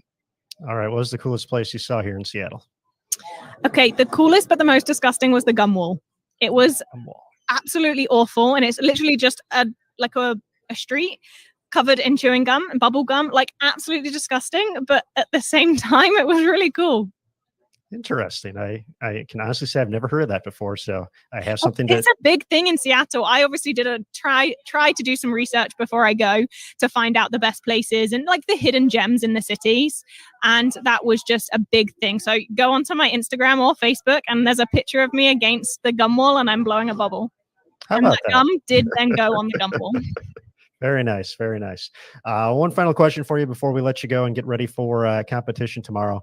Obviously, some big news with the U.S. Women's Open and looking ahead to the next couple of years. Just tell us a little bit about your initial reaction seeing that news pop up. I was just very thankful for PWBA, USBC, BPAA. Obviously, that is a lot of money. So it's just phenomenal that everyone cares that much about women's bowling. And again, the guys as well. So just phenomenal that we'll be able to compete for that amount of money. And I think it makes the future very hopeful. And I think it gives everyone a lot of confidence that bowling's not going away.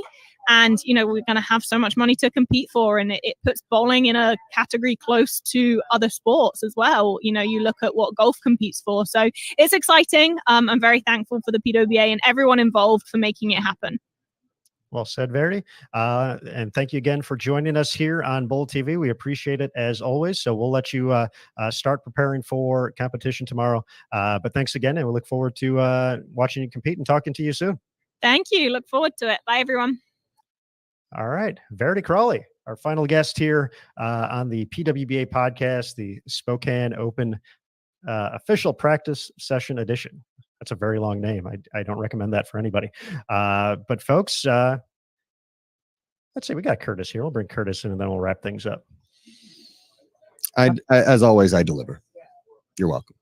Yeah, that was just one after the other. Yeah, it didn't seem like a lot of the players, they were focused on that hard lane condition. So I didn't want to interrupt them during the practice session, but we definitely took the opportunity to get them in there now, get their thoughts on a lot of big things. We do have Kelly Kulik, if you guys want to talk to her for one last time. I know that we are kind of running a little long, but she is literally standing right next to me, and she said she would come by and say, "Oh, yeah, absolutely." Hey, Aaron, long time no talk. I know, Kelly. How are you doing? I'm doing good. I feel good this week. All right. So I kind of mentioned that during the podcast. You mentioned as we were departing ways in Arlington that you're going to be spending some time working on some things over the course of the week and a half before these events. So tell us a little bit about that and how did it go for you? Honestly, Aaron, my wrist was bothering me. My ankle's sore again a little bit. So I took the first 2 days off. And then I went and worked the SYC, the Storm U Championships down in South Jersey. So being around the youthful kids really inspires me, whether I'm down at Kegel or the ITRC Center with the junior program and so forth. They really motivate me to go work harder. So I went Monday. I only got to bowl for a short duration, but I drilled 4 new bowling balls. And then I just started to visualize my practice. What has been working well for me, what hasn't been. And when I get very tentative, I tend to get very tall in my stance and my approach. So really what I'm going to be focused on, especially here, is getting my body, my upper portion of my body a little bit more forward. And that mechanical motion of my upper body is going to make me go more forward faster and have my feet follow me faster, give me a little more ball speed and keep that momentum more fluid. So just finding my rhythm again, I think was the key for me that in the last few days. Gotcha. So how did it feel out there today? And tell us a little bit about what you saw of this pattern. Physically, it felt good. It felt sound. The pattern itself, it's just, one of those patterns where the first game is not going to look pretty. So caution to the viewers. The first game is probably going to be very low scores. You got a 45-foot pattern. It's fully flat with a very, very high volume, similar to something what the kids bowled on this 2 weeks ago in Delaware. So you're going to see a lot of surface, which is typical when there's that much volume. However, the surface tends to slow it down and burn up too much energy. So you have to be smart with your surfaces. The women are going to play to the right to begin with. Then all of a sudden you'll see the ball start picking up very quickly and they're going to bump left, but not very far. And they're really, I kind of characterize it as it's going to be like a urethane type play condition, but with reactive resin, because so much surface is going down the front, the ball is hooking immediately off your hand. So you're going to see the ball change direction quickly and then just kind of lay very smoothly as it's rolling down the lane, similar to urethane's reaction. Very interesting. I did see some of that out there toward the end where folks could still throw it to the gutter and you saw that, that boomerang reaction. But when you got just a little bit inside of that, it was a very smooth, not a lot of motion, as you said. So that certainly helps explain that. I think you're going to see a lot of 2-8-10s, a lot of big fours, a lot of 3-6-7-10 combinations. Unfortunately, that's just what happens with the length of the pattern being that long. And then again, the axis rotation from the ladies' hands and the release. So you don't be surprised if you see some new art designs out in the lanes. However, there's also going to be very scoreable. Obviously, someone always hits it, and I'm sure we'll see that again this week. But low scores to begin with until they blend out and balance out a little bit more, and then they'll start to inflate a little bit more. So I'm looking forward to games 3 through 6. That's pretty for sure, pretty obvious. All right, Kel, one final question for you before we let you go. Obviously, the big news yesterday with the U.S. Women's Open and looking ahead with the Queens and the Masters and the U.S. Open as well. Just give us your, kind of initial reaction to the news yesterday. Well done. Thank you to PWBA, USBC, BPAA, all of the people that made that possible. The women have always known that there's been something in the works to try to make the tour even more improved and more exciting and bring TV back. So we always knew that, but we were kind of kept in the dark a little bit. So the news yesterday was just overly, exciting to see that it's going to be a life-changing event for one woman, whether they've won out here this year or not. It's going to be life-changing to win $100,000 for first place. So it's I can't even describe it. It's just thank you so much. And then the exciting news on top of that, what we see as the season's going to come to an end with that fall series, as well as looking to the future. So some big news ahead. Our slogan at USBC, Aaron, as you know, is the future for the sport. And this just solidifies it even more. So I'm excited. I'm hoping I'm the one that's not going to be behind the camera again, but in front of it. And it's you think about it. I'm thinking the car ride over here, like I may have to shoot a 10 pin to win $100,000. I mean, think about the nerves going through there. So I applaud the organizations and everyone that came together that made this possible. Thank you so much. I know the women we were talking about it in the paddock. We're talking about it in the lanes, and we just want to see the future continue to grow bigger and bigger. Absolutely. Kelly, thank you so much for joining us here on Bold TV. We'll let you start preparing for tomorrow, but thanks as always, and we look forward to chatting with you again soon. Good luck out there. Sounds great. Thanks. All right, folks. Kelly Kulick, Hall of Famer, joining us there. Very interesting breakdown with the pattern as well. Talking about some of the things we did see out there throughout the course of our 90-minute session. Let's see. It looks like Curtis is going to be back here for a quick second. Yeah. Sorry. Delivers as always, Curtis. Yeah, I mean, when one of the goats is sitting next to you, I mean, you can't ignore it. You got to take that opportunity. The overwhelming consensus in the bowling center is one of gratitude, guys. Just an absolute. There's a buzz. There is a buzz. It is palpable. There's an electricity in here. People are ready. They're ready to go. They're hyped. Aaron Smith, let's go. What a way to end it all, folks. Let's go indeed. I want to give a big thank you to USBC and BPAA and their board of directors for their continued support of the PWBA Tour and coming together to make this massive news happen this week, looking ahead to the rest of the 2021 season and ahead in future years. Of course, we mentioned Kegel a little bit earlier. We had Double J on. Kegel, the official lane maintenance provider of the PWBA Tour. So a big thank you to them for their continued support. Of course, our PWBA Tour athletes for their continued dedication and effort toward their craft and everything they do to get ready to put on a show for us here on Bold TV. And of course, for you, not you, Curtis, you, the fans. Well, I guess for you too, Curtis. But, a big thank you to the fans here on Bold TV for always tuning in, checking things out, rooting on the best players in the world here on the PWBA Tour. We appreciate you being part of the community, and we look forward to continuing to bring these great events to you for the rest of the year and moving forward for a long, long time. So big thank you to the community as well. Of course, the PWBA Tour staff for everything they do on site. Tennille is a rock star, and she takes care of business, and she's awesome. So big thank you to Tennille, to Cecil out there as well. All the folks here at the campus who work on the PWBA as well. Just a big thanks to everybody. Finally, the Bold TV team. JT, we didn't get to see JT today, but we'll see him throughout the course of the week. My man, Curtis Von Kruger. I'm Aaron Smith. Folks, we're signing off right now, but we will see you tomorrow at 1 p.m. Eastern time for that opening round. So remember, it's going to be a little different. Same local time, but a little bit later on the East Coast if you've been watching all season. So 1 p.m. Eastern, round number 1 kicks off here at the PWBA Spokane Open. So we look forward to seeing you then. But until then, Have a fantastic evening. And folks, remember, as always, on Bowl TV, bowling lives here.